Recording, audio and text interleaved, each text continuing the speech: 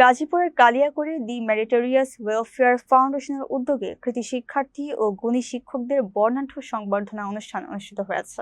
শুক্রবার উপজেলার শফিপুর ওয়ামি মসজিদ কমপ্লেক্সে আয়োজিত এই অনুষ্ঠানে 30টি শিক্ষা প্রতিষ্ঠানের 2 শতাধিক মেধাবী শিক্ষার্থীকে সনদ ও ক্রেস্ট প্রদান করা হয়। অনুষ্ঠানে প্রধান অতিথি হিসেবে উপস্থিত ছিলেন গাজীপুর 1 আসনের সংসদ সদস্য মুজিবুর রহমান। তিনি তার বক্তব্যে বলেন, শুধু ভোটের আশায় নয়, আগামী 5 বছর জনগণের সেবায় নিয়োজিত থাকবেন। জ্বালানি তেলের দাম বৃদ্ধি প্রসঙ্গে তিনি বলেন, কৃত্রিম সংকটের কারণে দাম বাড়লেও দ্রুত পরিস্থিতি স্বাভাবিক হবে। খাজা বদরুদ্দোজা মডার্ন হাসপাতালের চেয়ারম্যান ডাক্তার বখতিয়ারের সভাপতিত্বে অনুষ্ঠানে আরও উপস্থিত ছিলেন চান্দেরা আইডিয়া স্কুলের পরিচালক বাইজিদ হোসেন, ফুলকুড়ি কলেজিয়েট স্কুলের প্রধান শিক্ষক এম তুষারি এবং ফাউন্ডেশনের ব্যবস্থাপনা পরিচালক মোহাম্মদ বাবুল হোসেন সহ স্থানীয় বিশিষ্ট ব্যক্তিবর্গ।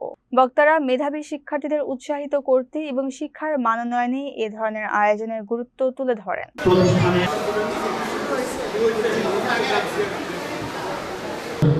এবং প্রধান শিক্ষক শফিকুল মাইনার স্কুল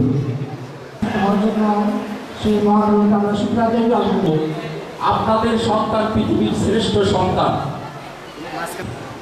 স্কুলের প্রতিষ্ঠাতা বা প্রধান শিক্ষক হিসেবে নয়, আমরা বর্তমানে বৃত্তি সাফল্যমণ্ডিত করার জন্য বলবো প্রতিষ্ঠানে চাওয়া পাওয়া লক্ষ্যে জড়িত সকলের প্রতি আমি কৃতজ্ঞতা জ্ঞাপন করছি। ছেলেমেয়েদের উদ্দেশ্যে বলতেছি, সর্বোচ্চ সহযোগিতা কামনা করছি।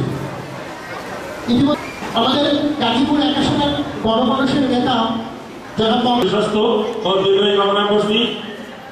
আসসালামু আলাইকুম।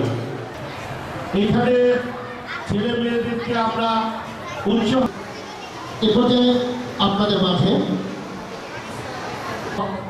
এবং সহকারী শিক্ষক শিক্ষিকা আসসালামু আলাইকুম।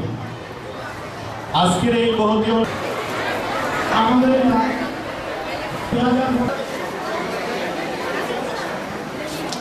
শারমিন আক্তার সিনহা, শিশু শ্রেণীর Sharmin Akter Sinha, Akter PS capital school